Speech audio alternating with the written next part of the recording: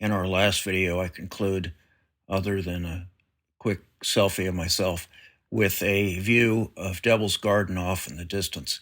That area was closed off, but I wanted to comment that it was pretty warm when I was just kind of pausing there. Then I went into Sand Dunes Arch, and that was a great respite from the heat.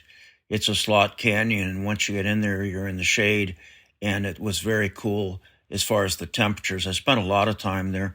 There were some absolutely iconic type photos of the arch. It would be a great place for family with kids to explore. There's some really interesting rock shapes and formations in there. After I left Sand Dunes Arch, it was already starting to cloud up, and that really gave me a chance to go back and revisit a couple of my areas. A couple of my favorite photos were shot in those conditions with the thunderstorms starting to come in. And I revisited Balanced Rock just briefly, went back down to Courthouse Towers, and then I exited the park because we had the mandatory time to be out with the road construction. I went into Moab, and I made the mistake. I just wanted to grab a quick bite of food and then get back to doing photography because the thunderstorms and the skies were pretty fabulous. I ended up in a really long, slow line at Burger King, and that Burger King was rated at 2 stars. It has since closed. It did not survive the pandemic. The thing that's hard is if you're a YouTuber, the trend these days is to show you the meal, what it was, and everything like that.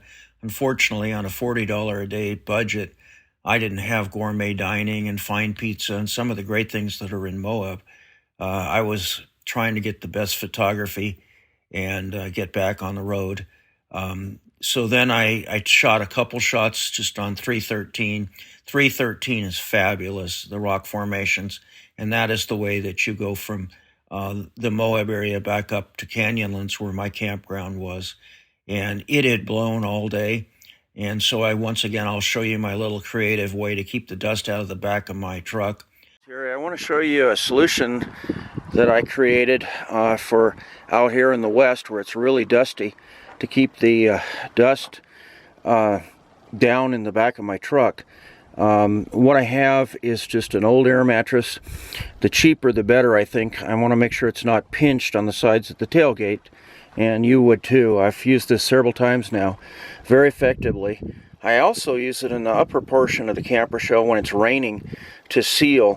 So just an old air mattress, a bungee cord across both rear tie-down hooks. It seals for dust. If I move it up to the higher portion of the camper shell, it'll actually seal out any rain coming in through the hinge in my rear windshield on the tailgate area. Anyway, I thought you might find this a helpful solution. You can buy these sometimes at the dollar store, these old cheap air mattresses, but they work like a champ for what I'm using them for. When I woke up in the morning, the winds were even stronger. The cold front had come through with the thunderstorms. One thing about the Southwest, when it blows, wind blows. You can see those trees move. My truck is being buffeted. When I was working camp today, everything was blowing around. I don't care, big bins with stuff in it were blowing around. Not very good for photography on a tripod. But hey, this is home. I've been in Las Vegas when it's blown 35. It's probably blown 30 here right now. Anything that isn't tied down is going to move right along the road.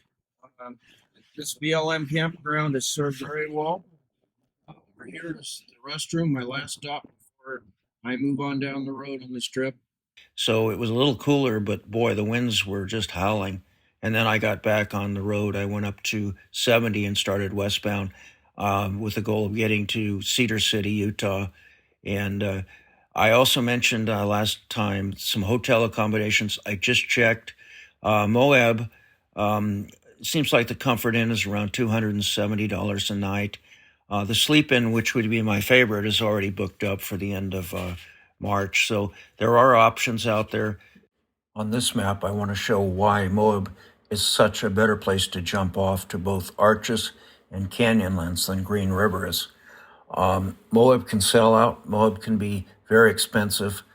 I wanted to provide just those two hotels that I already mentioned, but the next day when I departed my campsite near Canyonlands, I took 313 up to 191, and then 191 past the Crescent Junction, and then continued west on 70. This is a good illustration of how far away Green River is. By driving time, it's about 45 minutes, but Moab is certainly closer and more convenient if you can afford it and if you can get a hotel room.